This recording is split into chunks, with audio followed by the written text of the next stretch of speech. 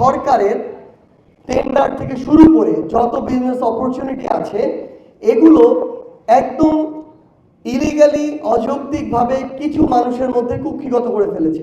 আপনাদেরও আসলে United MSME একটা মাফিয়া গ্রুপ হওয়া দরকার।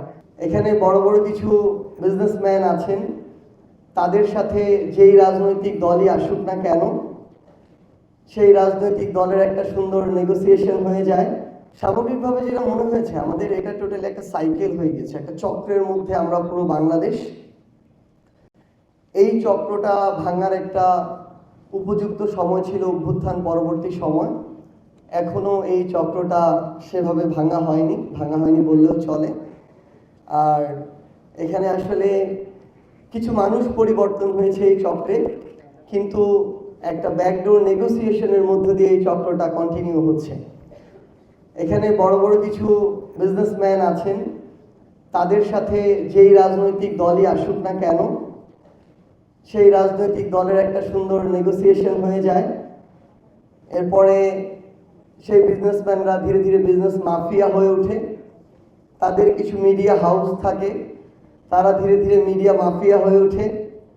এরপরে তাদের কিছু ব্যাংক হয়, ধীরে ধীরে তারা ব্যাংক মাফিয়া হয়ে ওঠে।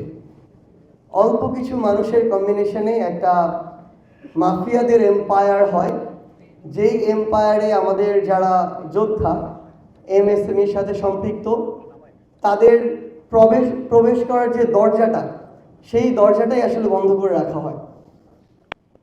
তো আমার ভাইয়ের একটা আইডিয়া ভালো লেগেছে যে আমরা এই যে অল্প কিছু মানুষ তারা পলিটিক্যালি নেগোসিয়েশনের মাধ্যমে এই বিষয়গুলো কুক্ষিগত করে রাখে, এই কালচারটা থেকে আমাদের বের হয়ে আসার জন্য আমাদের একটা চক্রের বিরুদ্ধে ফাইট করতে হবে। আমরা আমাদের জায়গা থেকে দেখেছি জনগণও তাদেরকে অর্থের বিনিময়ে বিভিন্নভাবে প্রভাবিত করে ভোটকে প্রভাবিত করা হয়েছে নির্বাচনগুলোতে। সো জনগণও ভোটের সময় অর্থের দ্বারা প্রভাবিত হয়েছে।